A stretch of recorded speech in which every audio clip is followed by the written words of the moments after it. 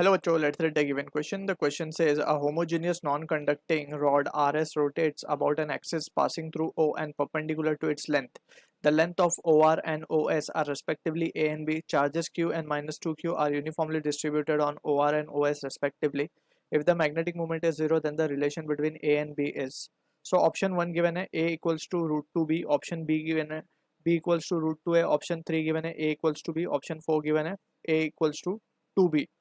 So we need to understand कि जब कभी भी हमें नॉन कंडक्टिंग बॉडी का केस दिया हो and we have been asked about the magnetic moment या magnetic dipole moment, so in that situation we need to recall the relation that is gyromagnetic ratio, जिसे हम कहते हैं magnetic moment to the angular momentum ratio is equals to Q by 2m.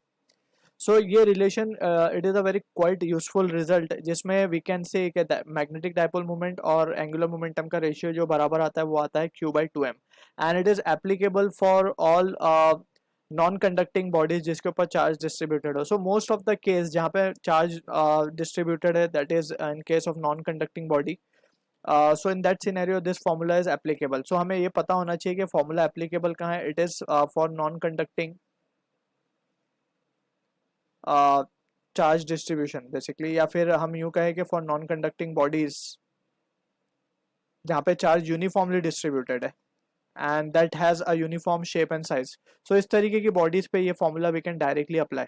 So ये फॉर्मूले से actually में we can calculate the magnetic dipole moment, जो कि हम एक्चुअली इंटीग्रेशन करके निकालते थे. So that integration part can be bypassed using this relation, right.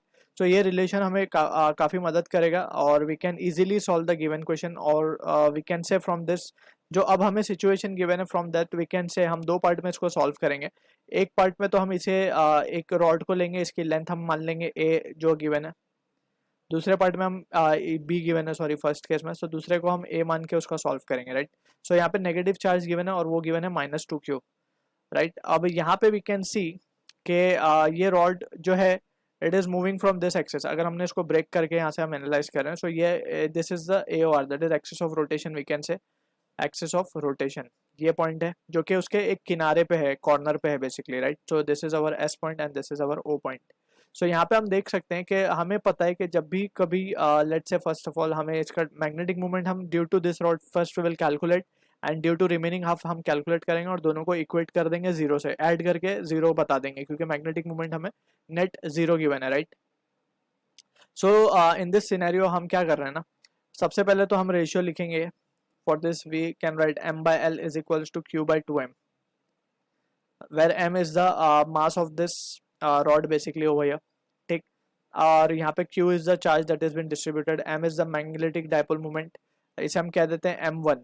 ये हमारे लिए फर्स्ट केस है तो हम इसे m1 कह रहे हैं. m1 हम यहाँ से कैलकुलेट करेंगे और ये है l, that is the angular momentum. So यहाँ से हम क्या लिख सकते हैं, from this we can write m1 की वैल्यू आ जाएगी हमारे पास QL, और टू बी प्रिसाइज L1 लिख देते हैं हम इसको अपॉन 2m.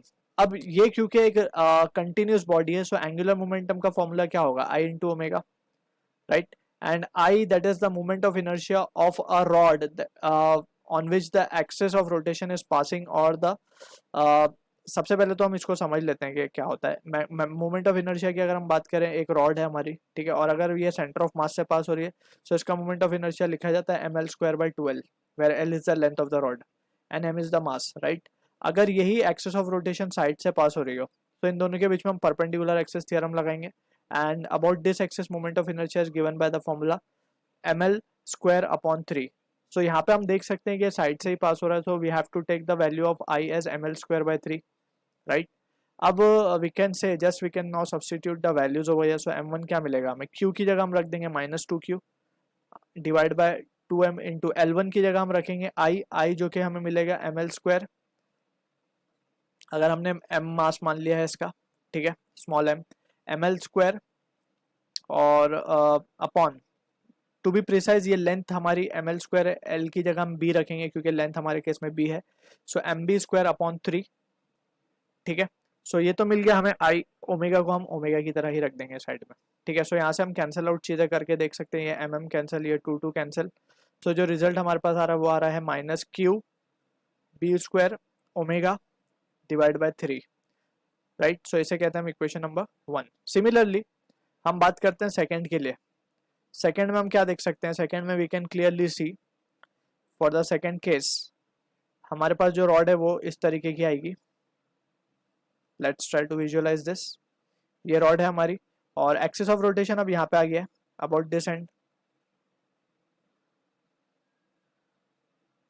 राइट। ये है हमारा एक्सिस ऑफ रोटेशन, ये पॉइंट O है, ये पॉइंट R है एंड इस पे जो चार्ज है वो है पॉजिटिवली डिस्ट्रीब्यूटेड चार्ज, ठीक है।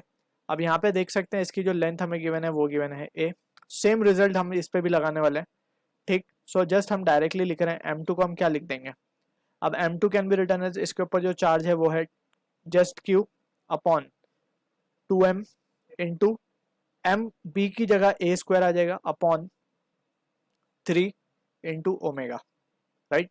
अब यहाँ से हम देख सकते हैं कि M1 M2 हमें मिल चुका है, इसको हम कह देंगे इक्वेशन नंबर 2।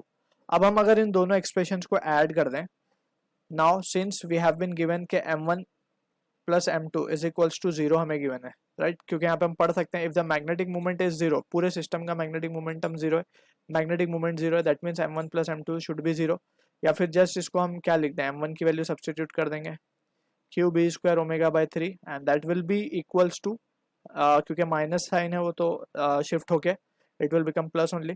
ये आ जाएगा हमारे पास Q, यहाँ से भी देख सकते हैं कि mm तो यहाँ भी कैंसिल हो रहा है, सो Q A square omega divided by 6।